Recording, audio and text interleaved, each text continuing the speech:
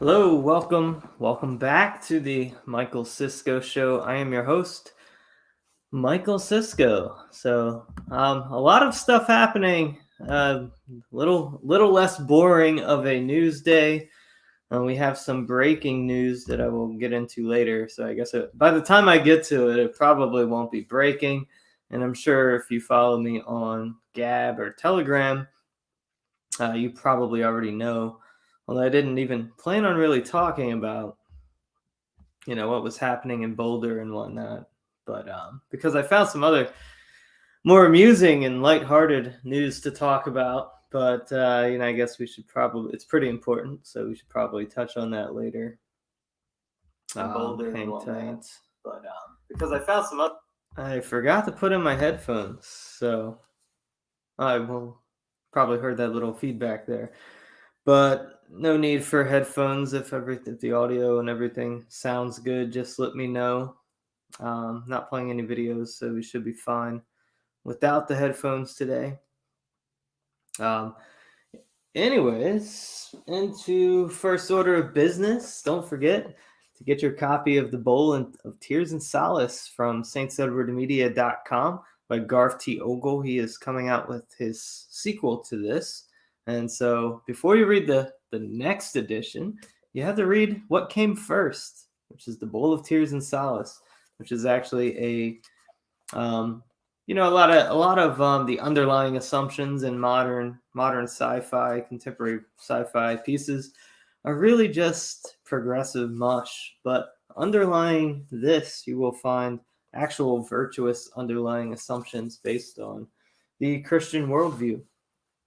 Also, don't forget to sign up for the Trad Forum, which will be keynoted by Dr. E. Michael Jones. So that's going to be exciting. Great opportunity to network with other traditionalist Christians and, really build our network, which is what we need to be doing.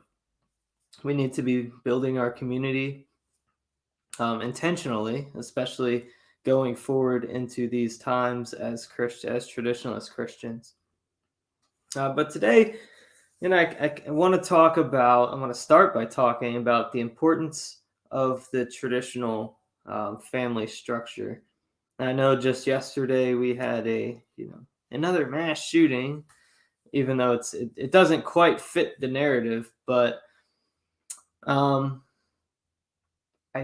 do think that most of these are symptomatic, and in a roundabout way, it actually does have a lot to do with the breakdown of our family, because the mere fact that our families are broken down, that we aren't having children, we aren't reproducing, we aren't building our society up with our own progeny.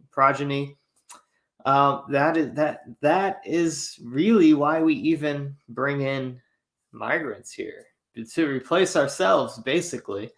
So it does actually, in a roundabout way, have something to do with it. But we see other instances of violence and just tragedies that are symptomatic of a sick society. We are suffering from a disease, and it really comes down to, the root of it. We have massive opioids and drug addiction. It's an insane problem. It's gotten worse with the COVID restrictions. Suicides and drug overdoses we've seen a massive increase, certainly more deadly than the COVID-19 virus. I think about a third of people in our country are suffering from either depression or anxiety or some other, and probably more than a third of our total population has some form of mental illness. Crime rates are off the charts, especially in certain demographics, which we can get into, because that's also related to the problem of our broken families. The foundational unit of any society is always going to be, and throughout history, the traditional nuclear family. So a mom, a dad, and kids, and lots of kids. And that is really the smallest unit of government in any system, in any society and culture across the whole world. Doorman 360 says the 13%. But there are reasons for that, because that 13%, also 70% of them have fatherless homes, and it hasn't always been that way in this country. Particularly, you saw that happen after desegregation, not arguing for segregation, but kind of around the same time, the welfare system started target. Prior to that, they did actually have a structural framework, kind of a parallel society and economic system of their own that necessitated that they would have stable families, and they really did, and they were doing pretty well. But then after desegregation, the welfare system basically incentivized them not to. And we see that all the way up to today. And so maybe they were specifically targeted in that sense, possibly. I don't know, but of course it's always the progressives and the liberals that are pushing these welfare systems that incentivize, like, pretty much for instance, if a single Black woman were to she's on Medicaid, relies on Medicaid as her health insurance. If she were to get married, it doesn't matter what the guy's income is. He could be dirt poor too. She's going to lose. Well, she will no longer qualify for Medicaid, and her kids will not be on Medicaid. Doorman 360 says the 13% has been subject to a lot of social engineering. They have been targeted and attacked. And I agree. So while it's, we can point out the realities, like the numbers are real, the behavioral differences are real, but I think the root cause of this, if we were to fix it, I mean, it's not just them, it's really affecting us too, maybe in different ways. But I think it would be better for everybody if we fix the root cause. But there's a reason why our families are broken, and it's because it's been targeted by the progressive and leftist movements for really decades now, probably going back, well, to the sexual revolution. And if you read there's a good book on this. Dr. E. Michael Jones has a book called Libido Dominati, how sexual revolution is used for social control, sexual liberation. And the Bolsheviks, you can look at the Bolshevik Russia, for instance. The Bolsheviks attacked family values and such as well. The progressive movement here has been working towards that end at least since the 60s, but probably really going back to the 20s, really. I think if you really look at it. But you should read that book, Libido Dominati. It's like this thick, and so it's quite the task. It's like 830 pages, but it's definitely worth reading. But yeah, all this is in pursuit of, well, they know that the glue that holds society together is a really strong glue, and so that those traditional foundations, you have to, in order to enact your push towards your godless utopia, you have to, in a sense, break down the structures that hold the society up. And so the left knows that these structures are the family, the nuclear family, and traditional values. And so they have to uproot that. And so how do they do that? They use numerous avenues to attack the family. One being feminism is one. Let's take the children. I take the mothers out of the home, because we know that women are nurturing. That women are, and this isn't supposed to be like some misogynistic screed, but we know we can look to the Mother of God, the Theotokos, as the kind of the supreme example of femininity. She is a mother. It's the highest calling. In fact, it's a higher calling than to priesthood, honestly, which is partly why the leftist subversion of orthodoxy to push for female clergy is actually quite abhorrent because it's denigrating to the highest calling, which is the maternal call. And so that's one attack. Let's destroy the the natural roles, the God-given role of motherhood, and let's warp that and make women like men, right? Let's turn women into fathers, and then let's demasculize men and turn them into mothers of sort. So it's a twisting. You also have birth control. Birth control was an attack against the family, and mostly because they tell us, society tells us, you can't have kids until you do this or that. You have a house. You have to be in a certain financial position. And so you have people that even get married and they still have these considerations where, well, we want to have A, B, and C before we have kids. And so what ends up happening is they don't have kids till later. And instead of having 3, 4, 5 children, they have maybe one later. And I'm an only child, so I'm not going to, I know some people it just doesn't shake out that way. But now we're below replacement levels. We average, I think, 1.6 children per woman. And that's probably going to go down with the vaccines, which may itself be an attack against the family. I did see something today that women are starting to notice that their periods are after getting the vaccine are not regular, and they're starting to be concerned with some sort of effect on their ability to have children. And so that's starting to become a thing on Reddit, evidently. So that's real. Other things that attack the family, no-fault divorce, that has been devastating, absolutely devastating on our society. And it's no wonder that homosexual marriage was able to be passed and accepted by society, because marriage had already by that point become an absolute joke, when you can just decide that you're not feeling your wife or your husband, and so you can just get divorced without cause because you just want to move on to someone new. That's not to say that we know that there are valid reasons for divorce, such as adultery for one, and I would even extend to maybe violent abuse, domestic violence, and that sort of thing. But I do. There are a lot of women who use the line mental trauma, and so I'm a little suspect with that. Where's that? It seems a bit of a slippery slope. I mean, not to say that there's no such thing as some sort of like actual mental torture.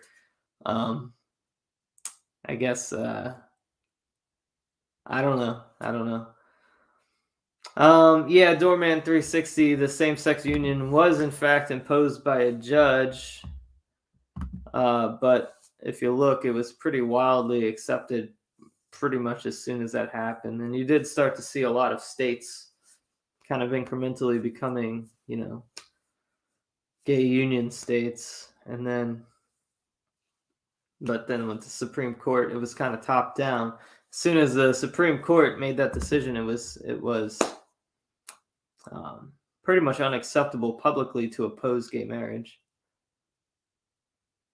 But yeah, they shove it down our throat once they have the momentum. There it goes. Other things that directly attack the family, well, the entire LGBTQ agenda, transgenderism, homosexuality, all of this stuff is a direct front. Well, we're not going to get any reproduction from it. We're not going to have men and women getting married and having children. And we know with recent data, I don't have it pulled up, but they reproduce by conversion, basically. And so generation, they say that it's they tried to make the claim that it's not a choice, that it's genetic.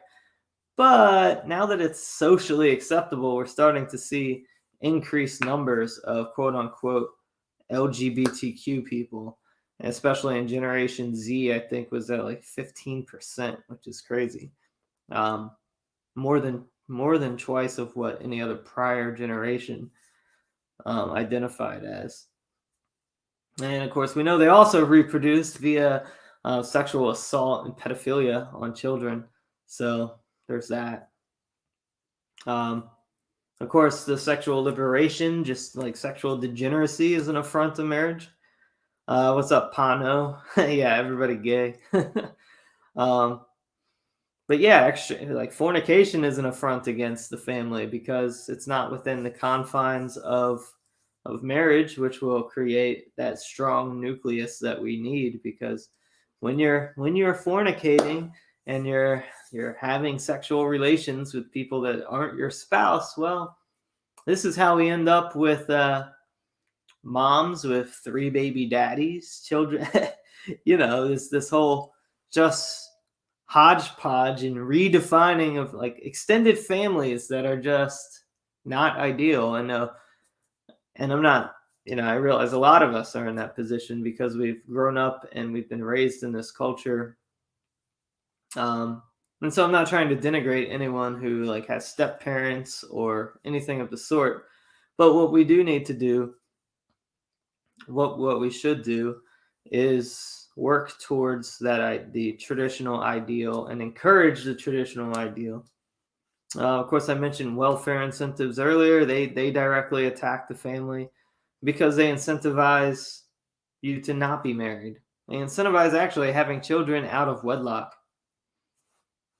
So that needs to be fixed. Of course, we have the COVID vaccines, which are becoming more apparently for an attack against fertility. And I think that that's going to become even more apparent in the coming months, really. And another attack is the stuff put out by the Bill Gates people and the population control. That's an attack against our reproductive purpose as people, right? Pano says can't have a functioning society if everybody's a gay, a sex addict, and a whore. That's true. That's true. And then, of course, we have pornography. I would consider that to be an attack against the family as well. And it's probably one of the most pervasive in our societies. I think 80% of men, and now even rising numbers of women, I think pushing 35%, are addicted to pornography. And that is basically keeping you, and I know it causes like erectile dysfunction. It contributes to the anxiety and the depression and overall insanity. And so certainly masturbating to porn is not going to help you to find a spouse, not going to help you stay married. And if you can only be aroused by pixels on a screen, then you're not going to be creating life and creating this stable familial unit. I think I was interviewing Dr. E. Michael Jones once. I don't quite remember it was on sexual liberation, where like as a means of social control. And basically my question was, well, what do we do about it? And he said, well, get married, quit porn, get married, and have kids. So yeah, Doorman360 says, yep, porno rots your brain and kills your manhood. It's true. It's very true. So how do we counter this? Pano says, imagine only getting hard from pixels. Yeah. But it happens. It causes erectile dysfunction. So there's that. But how do we counter this? Well, it's actually pretty simple. We go to church, we get married, and we have children. We build community with other like-minded people. And we counter the anti-family propaganda with the holy tradition of the church. And I know it's easier said than done. It requires struggle, especially growing up and living in this country with this totally corrupt and disgusting culture that is just filled with this stuff. Yeah, Alex Y. Milo is an ex-gay now. True, and may or may not get a chance to talk to Milo about that. And I hope that he is sincere. But I think you might have a chance to kind of gauge that for yourself soon. If you no, I don't want to give anything away too soon, and I don't want to jinx it. So nothing further. But this is all our countering this pervasive culture, this totally degenerate culture. It's not easy.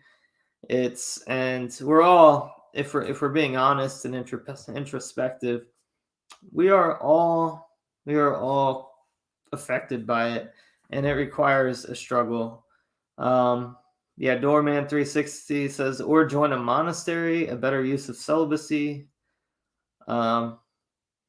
If you can't be a monastic, just be a pious celibate. Well, I actually kind of slightly disagree with you there. I don't think the single path is really an option from the traditional Orthodox sense. Both marriage and monasticism have the same goal, which is to bring you to theosis via community. And they're like the two paths towards the same end. And the single by choice is not a path. So, of course, if you are single, you should be abstinent. But that's not celibate, because celibacy applies a permanent status. So celibacy is a vow of being some people can be married or monastic. You're right, it's not ideal, but again, some people are too weak for either. I don't know that I agree. Certainly there are different variances of strenuous, like there's monasteries that aren't quite the same in strenuousness, varying traditions. So I think there might just be like, find the right monastery for you, and find the right wife, find the right spouse. Maybe, I mean, there is a tradition in Orthodoxy of getting married and living as brother and sister. So maybe that's an option for some people. There's precedent with that in Orthodox history. So, but yeah, we have to. It's a struggle. We're fighting an uphill battle here. But I mean, our enemies aren't reproducing. Let's be honest. So, well, some of them are. Some of the people that they're bringing in via mass immigration is. So we do have our work cut out for us. But no, let's. But the struggle really starts with yourself. If you have an addiction to pornography or something, well, you got to get that taken care of. Talk to your priest. I know that there's certain there are things out there to help. There's Pano says we have plenty of saints who are married to wonderful spouses. But if anybody's out there struggling with like pornography or something, I know it's quite common. You should be, I don't want to say don't be ashamed, because you should be ashamed of your sin, but don't fall into despair. There are ways to help. Your priest could help, I'm sure. And I'm sure like even just bringing it up in confession has like a therapeutic and kind of a cognitive effect. But there's also things you can do, like you can get covenantized. You can put that on your phone, on your laptop, and have an accountability partner type thing going on.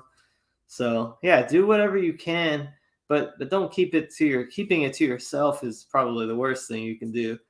Obviously, don't put it out there for the masses, but you should have someone that can help you keep yourself accountable. So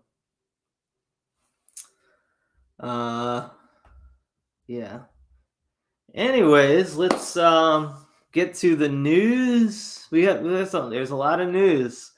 So what I'm gonna drop the invite link. If anybody wants to send a $10 or more super chat, you can hop on the stream with me if you want. Depending on who you are, I might kick you off in 10 minutes. Might let you stay the whole time. It depends. But you have to be optical. Don't be a moron. Let's check Entropy real quick. Nothing there. But anyways, we do have a lot going on. We have breaking news. I don't know if you heard. Let's see. I wasn't even going to talk about this, but let me wait for the screen share to come on. So our shooter from Colorado, it turns out, much to the chagrin. Well, now my screen's frozen.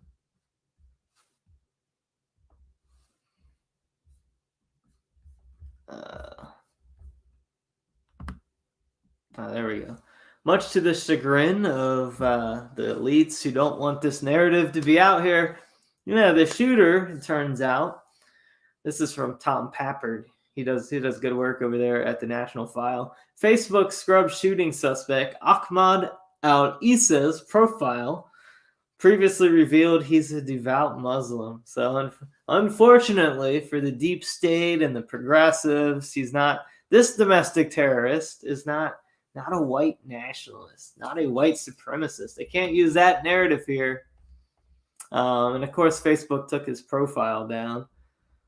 Facebook has removed all access to the Facebook profile believed to belong to Ahmad al-Issa, the person identified by police as the King Soopers shooting suspect who killed 10 in the Boulder, Colorado shooting. Screenshots of the Facebook page taken by Twitter users revealed that al-Issa was a devout Muslim who believed in conspiracy theories. Ahmad al-Issa's profile was abruptly removed from the website, Internet Archive websites, including the archive.is and the Wayback Machine, and Google's cache nearly simultaneously. That's interesting. Why is this?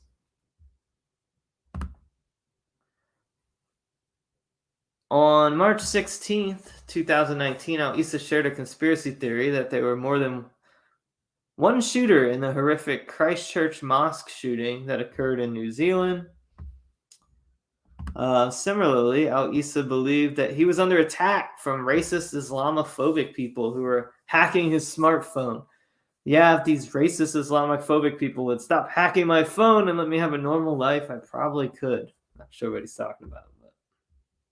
But around the same time, on June 1st, 2019, al-Issa also shared a post from PBS with the caption, "Why refugees and immigrants are good for America." Well, we see how good that was. You shot up a grocery store and killed 10 people, I think. And I think there's actually an active shooter situation happening now out in California. Somebody's attacking a veterans home. So I would imagine, I wouldn't be surprised to see, who would target veterans, right? While authorities did not release information about al-Issa's country of origin, but claimed he lived most of his life in the United States, one user says they learned from his Facebook that he was born in Syria. Al-Issa also disliked President Donald Trump, according to screenshots taken before his Facebook page was terminated. "Trump's such a dick," he wrote on September 18th, 2018, sharing an article from the Washington Post. Later on the same day, he shared another article, this time from The Intercept, and wrote, "Trump inherited a growing economy and the unemployment rate was low. The economy was on an upward spiral because he won because of racism." All right. In one homophobic post, al-Issa wrote, "If straight people go to prison straight and come out gay, doesn't that mean being gay is a choice?" So there's a few things that don't quite fit their narrative here. The guy was anti-Trump, anti-gay, and Muslim. So at least we have one thing in common. But we don't kill these people. We want them to repent of their sins and become, orthodox. We want them to repent. We don't want to kill them. So that's that story. It's all, it sucks, but it doesn't fit the narrative. Let's see here. This story I really wanted to share because it's hilarious. As we know, Joe Biden and his administration is coming for our guns, right? So, yeah, I just picked up a new piece yesterday. I'm pretty excited about. Let me see what it is. I don't want to put it on screen because I don't want to. I got a Sanic TP9 SFX. So pretty sweet. It's just a 9mm, but I need some personal protection because I can't afford a security detail. Because Alex, I think he killed 8 to 10 people. I think. So and he actually cited ISIS as he claims to be doing it on behalf of ISIS. So it's a terror attack. They don't want to tell you that it's a terrorist attack. But anyways, Florida man sells a homemade 1776 boomsticks at a gun buyback, and the city ran out of cash in 30 minutes. So-called gun buyback event in Pensacola, Florida did not go according to plan over the weekend, as a local gun club showed up to counteroffer the city by paying actual market value for citizens' firearms. The only weapons the buyback was able to acquire included BB guns and homemade boomstick 1776 pipe guns, which forced the event to run out of cash in under 30 minutes. Members of the local Second Amendment advocacy group Escambia Carry showed up to the event with a sign that read, "Don't get ripped off by the city with this stupid gun buyback program. See me to get fair market value for your firearm." Other than these rifles, the vast majority were junk, Escambia Carry's Jeremy Boso said in a Facebook post. Numerous people told us they sold their old junk guns to buy new firearms. Someone sold a Marine emergency flare gun. Others attended had air pistols, BBs, and pellet guns. The city ran out of money by 9:27 a.m., less than 30 minutes into the event. One man showed up with 3 boomstick 1776 pipe guns, which were sold to police after he demonstrated that they were operable. A member of the anti-gun rights Bloomberg-funded group Moms Demand Action showed up to the event with a BB pistol that was unable to sell the toy. Police did, however, purchase a boat flare gun. Here's the Moms Demand Action lady. Look at that.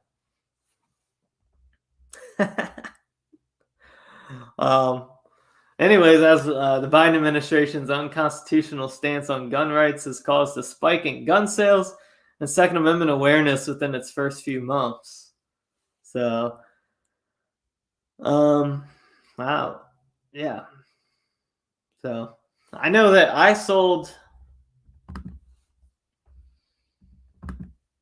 actually went, there's my green screen going crazy again.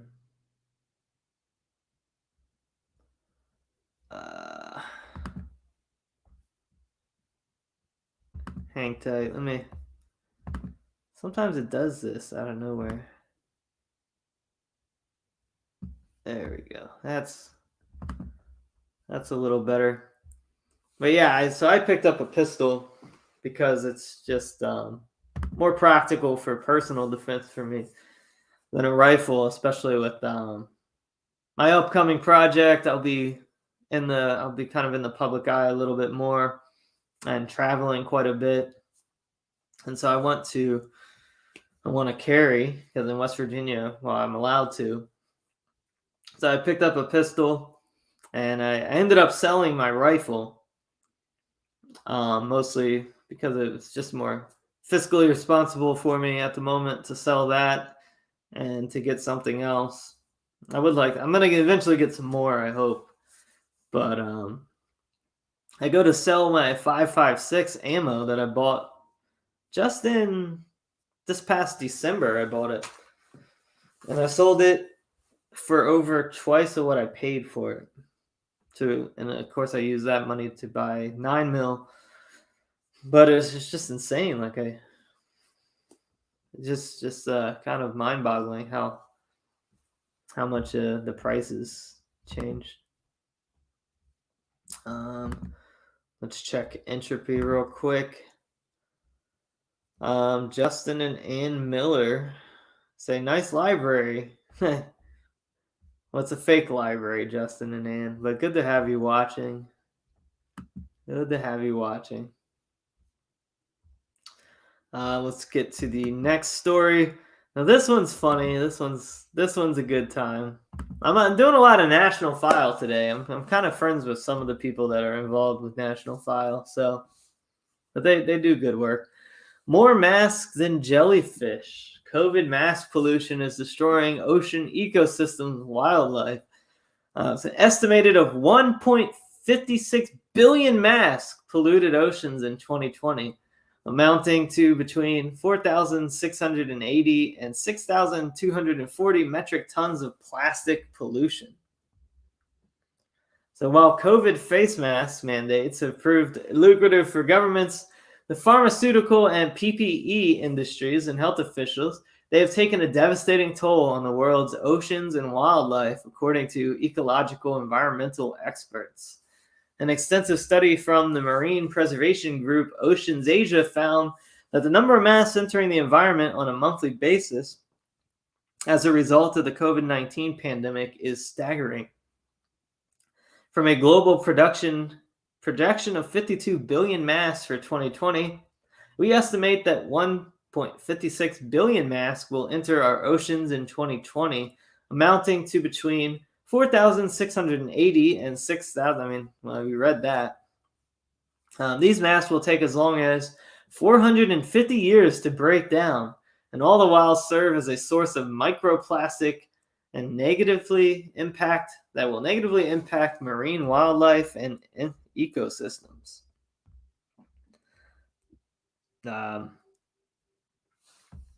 So yeah, let's next time you can tell your environmentalist friends, who I'm sure, because they are left-leaning, are all on board with the masks and the mandates. You could say, well, if the straws aren't polluting the oceans in the same manner that the masks are, so why are we banning straws, but we're not plastic straws, but we're not banning masks? We should ban masks. So they say every single visit we find more masks, says Ocean Asia. Teal Phelps Bondaroff said, noting that since many masks are shredded and covered in algae, they may be consumed by fish and ocean creatures that mistake the masks as food. The global face mask market value was roughly $790 million in 2019, but exploded to over $166 billion by the end of 2020. So you can see there's probably some lobbying going on to keep the mask mandates, as you would imagine. In a Facebook post from early in the mask and lockdown cycle, Operation Clean Sea nonprofit founder Laurent Lombard warned, knowing that over 2 billion disposable masks have been ordered, soon there are likely to be more masks than jellyfish in the waters of the Mediterranean. It's everyone's responsibility to avoid this new pollution, but also our elected officials, deputies, and public authorities, Lombard wrote. Indeed, for several years, some municipalities have been trying to fight against all these incivilities that destroy our environment and our health in the long term, so it might be time to unite all the good initiatives to resolve this new pollution as quickly and firmly as possible. The billions of masks entering the ocean do not comprise the whole of mass pollution either. Mass litter roadsides, public spaces, and cities and villages, posing a threat to terrestrial fauna as well as oceanic. So I see them everywhere. Yeah, Alex, where's Greta Thunberg? We're protesting this such a pollution. Yeah, Pano says pollute your lungs, not the ocean. Yeah, the science says mask is good. Masks are good. But I mean, it's true. I see them on the ground in parks. Not so much here in West Virginia, but a couple of weeks ago, I went back to. I go to Maryland a lot on the weekends to visit family, and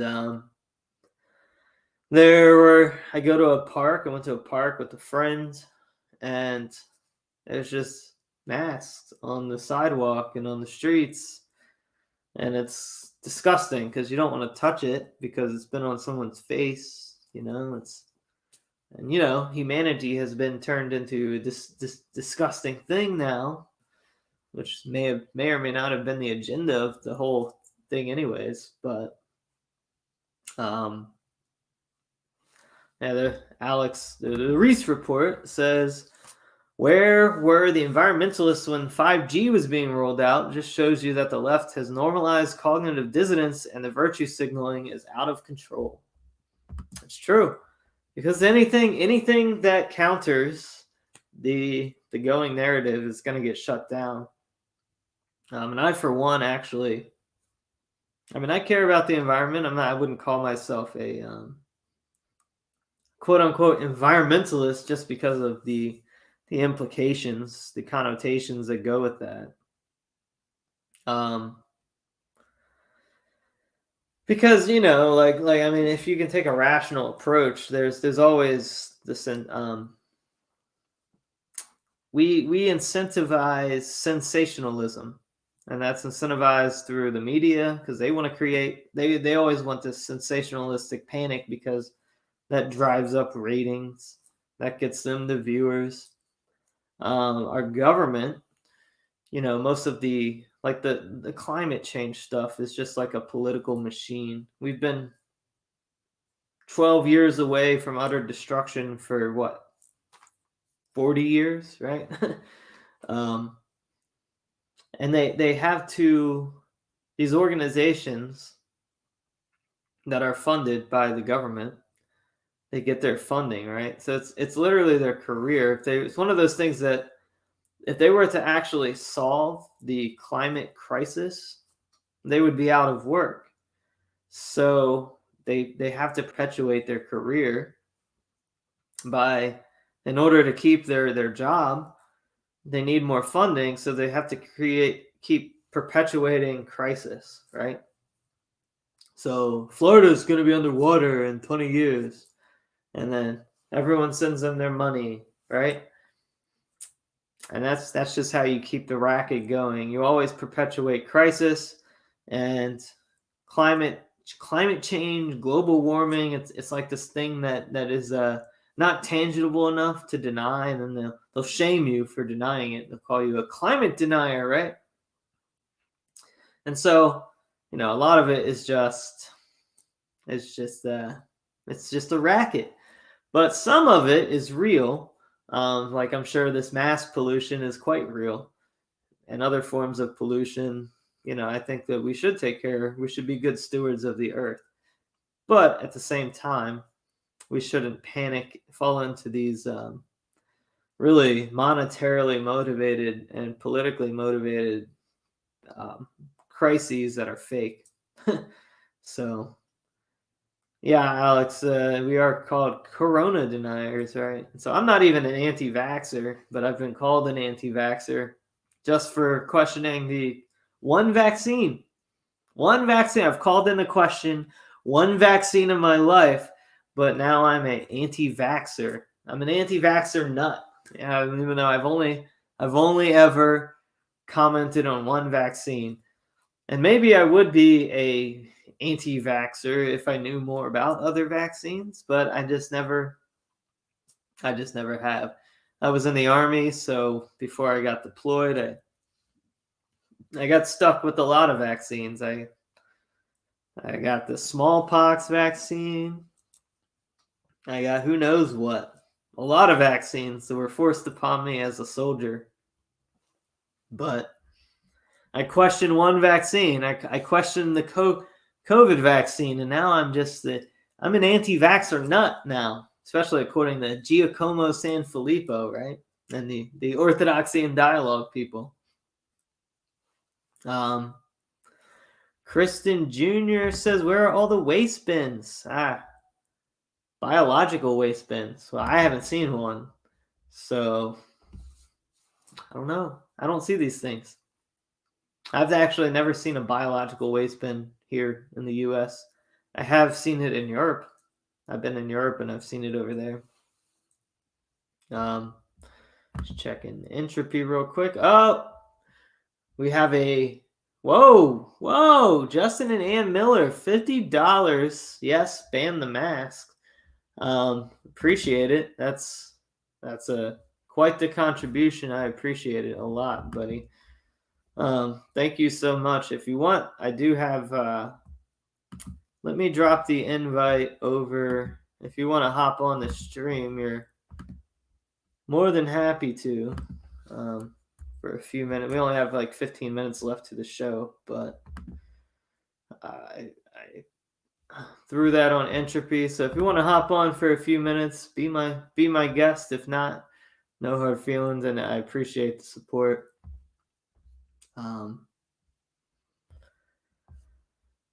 Let's see. So yeah, we have a mask problem in the ocean, and that's a problem. It's a problem. But we also have. I did want to point this out. We have it in Illinois. City earmark $400,000 in Illinois for a so-called reparations bill for Black residents, limited to homeowners, of course. The city of Evanston, Illinois, approved a limited reparations program for African Americans on Monday, appropriating $400,000 for Black residents who lived in the city from 1919 and 1969 and their descendants. The $400,000 will be doled out in $25,000 increments to qualifying applicants. Only a small percentage of individuals eligible for the payments will receive them in a legally questionable format that could leave Evanston viable in lawsuits. The city council is citing housing discrimination in the Chicago suburb during the aforementioned period. Cities in the Chicago metro area remain highly segregated to this day. Only homeowners will be eligible for reparation payments under Evanston's plan. $25,000 increments can only be spent on home improvements, home purchases, or mortgage payments in Evanston. Such a structure ensures that the money spent on the reparations program will remain in Evanston's economy. And this is from Big League Politics, by the way. I always want to throw out the where we're getting our news coverage. Proponents of the reparations have suggested it's a way to pass the buck to Chicago, essentially pushing the larger city to pass a reparations program of its own. Slavery was abolished in the United States in 1865.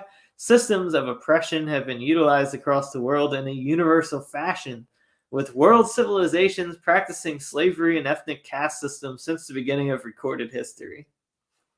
Well, President Joe Biden has refused to rule out a federal reparations program while declining to expressly endorse any proposal that would alienate powerful suburban moderates who supported his candidacy. Evanston's rigged for a show program could serve as the impetus for other cities to enact performative reparations program, passing the buck to someone else while touting their own virtue. Let's see here. I think my green screen's about to disappear as soon as I bring, because Justin hopped on, and sometimes that messes up my settings. So hang on, I'll get you in a second. Let me just turn my green screen back on, bro. There we go. It's back. It's back.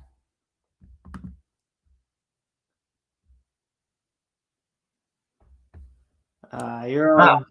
Hello. Hey, what's up, Justin? How's it going? Do I get a cool green screen too? I couldn't figure out how to get that on there. Well, you need an actual green screen to. I see. That's true. For it to work, and you need lighting and all that jazz. It's a little. That's a little, So you haven't been throwing your mask in the ocean, have you? Well, not directly, but I suppose a lot of it just ends up there through the trash, the way all the other trash ends up in the ocean. That's true. So I should say now, if you're going to require me to wear this mask, how are you going to make sure this mask doesn't end up in the ocean? Where am I supposed to put it? I burned one the other day just 'cause I was mad. Yeah. So. Well, that's toxic too. That's probably true. Yeah. It was a burn no barrel. escape. I just threw it in a burn barrel and was like, done with it. So, Well, but I mean, anyway, I just really appreciate what you do, and thank you. And we have a big family, so we got quite a payout the other day, and I just sort of set aside some of that for good causes, and you're one of them. So I appreciate it. Thank you. Unfortunately, I don't think you get a tax write-off for super chats, but then I don't even unless I make a like a non-profit of some sort, but that would require too much work. So, let's see. We'll cover the last little part of news while you're here. Okay. Let's see what you got. Let's see. Well, since we just started talking about reparations, we can talk about what's going on in Miami, down in Miami Beach. Two North Carolina men charged with drugging, raping woman who later died in Miami Beach. We'll end on a positive note, Have you heard what's going on down there? No.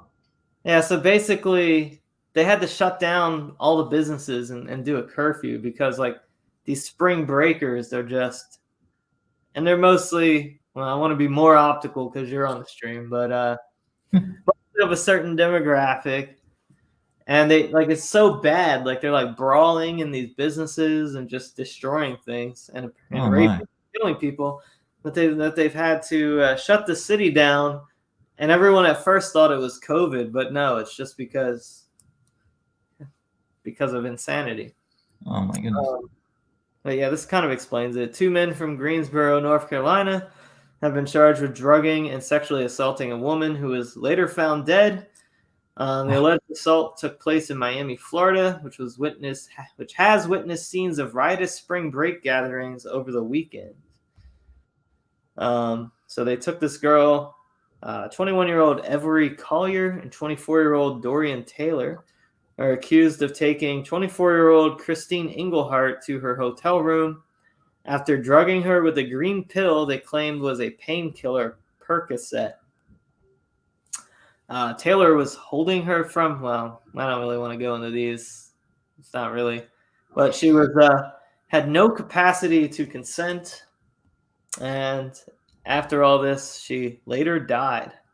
So yeah. And so if you go on the Bureau of Justice website, bjs.gov, I think we can look at some stats and wonder why we aren't getting reparations. Because black on white rapes, last year there were 19,298, and there were absolutely 0 white on rape rapes. So I don't know. Maybe we should be getting some reparations for this, but not something we're really allowed to talk about. So No. But you got to take it in your own hands. The men have got to protect their women. Why was this girl out there by herself like this? Well, she was probably somebody's daughter. Probably. Yeah, I mean, in the sense though, it's partly social conditioning because we're taught that there are no differences. Exactly. Everybody's the same. And then so if you say otherwise and you don't put yourself in a position to be raped and murdered, then you're a racist, right? Exactly. So I don't really want to put her start victim blaming in this circumstance because frankly it's our society's fault. Right. And it goes back to what I was talking about at the beginning of the show, and it's not so much that these people are innately terrible. That's not true. But they have been you know, 77% fatherless homes. They have really been victims to basically the left's and progressive social experiments, probably to a degree that nobody has been. And you know, so Right. it's not that, you know, they're created in the image and likeness of God just like the rest of us, but Yep. obviously, you know, we should use use some discernment when you're, you know, free to some. So be careful who you associate with, and especially at the time of day that you decide to, you know, probably don't go to a you know, riotous area where people are rioting and having brawls in the in the bars and all that. Maybe you should avoid that, especially if you're female. And if you're part of a marginalized group such as white people, you know, these people, I mean, let's just be honest, like there's a lot of anti like sentiment for people that just want to do bad things to you. Mm. And if you really look at it, the impetus behind rape is not normally the satisfaction of like some sort of physical pleasure. It's normally the assertion of power and dominance over you. And so when people have these feelings of discontent and malice towards a certain group, they're going to you know, they're going to do things like this. And frankly, it pretty much proves that there is no such thing as white supremacy, because if there was, there'd be a little bit more white on black rape. You know? Yeah, there's not very successful. Yeah. So if I mean, like conquest. I would imagine that white supremacists would be all into the whole like imposing their power on you know, defenseless black women, but statistically it doesn't happen. So a boogeyman, a propaganda thing to just really create more events like that where we're targeted and attacked, and you know, it's actually I mean, it is an act of war. I mean, I'm not trying to be hyperbolic here, but like conquesting armies, like, I mean, that's kind of like a post-conquest activity, is raping the women. Right. The newly conquested women, and it's like a demoralizing act to demoralize and, you know. So I mean, that's all really all. It's kind of it's just it's a sick and twisted victory dance, basically, because they know that they have the power, really, and the institution is behind them, and now it's their turn to in their mind, it's their turn to now do the colonizing, right? So Kristen Jr. says, haha, don't wear a hat with a green visor when you're on screen. It's actually not green. It is it's yellow and blue. It's just yellow and blue makes green. Yeah, that's true. That's true. Maybe it's just like merging together into this thing. But yeah, that's pretty much all I have for the show. You have any final thoughts before we just well, yeah, this morning there's been this little bit of talk in my household about how, well, it's kind of a play on the store Trader Joe's. We passed by the Trader Joe's the other day, and it had been already mentioned before, but when my wife was growing up in California, she first thought that Trader Joe's was Traitor Joe's, as in Traitor, traitor, and that was just kind of the thing that she figured out as she was a kid. But the joke now is that we have a traitor in the White House, Trader Joe. and so my son was mentioning this morning, and I was like, you know what? Yeah, that's pretty much the way it is. But gosh, we shouldn't let him stay there. We can't have a traitor there. So I don't know. Maybe I'm too complacent. I'm just kind of sitting here waiting for other people to do what needs to be done. I don't know.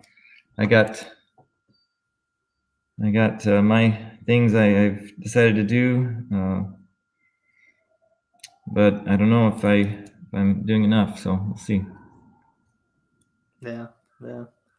Kristen is still making fun of my green screen. So apparently the lamp was showing through my head. So I mean, this is a frequent occurrence. So I don't really. Everybody knows it's a terrible green screen system. It's from I use StreamYard. It's not the greatest. It's okay. my lighting. I fixed the lighting so it works decently more than it was like a couple of weeks ago. So, but anyways, that's all I have for everybody. I appreciate you coming on and supporting the show, Justin. And take care. Appreciate everyone watching, and I will see you all tomorrow back at 1:00 again. But Thursday night, I have confirmed Father John Whiteford will be on the show. All right.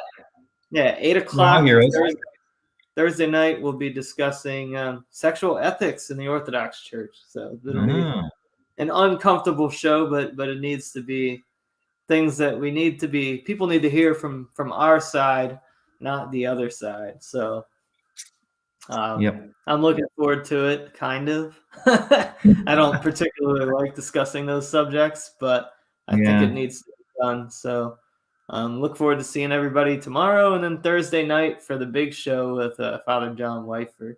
Nice. So God bless, blessed Lent to all of you, including Justin. And thank you. Everyone. Thank you.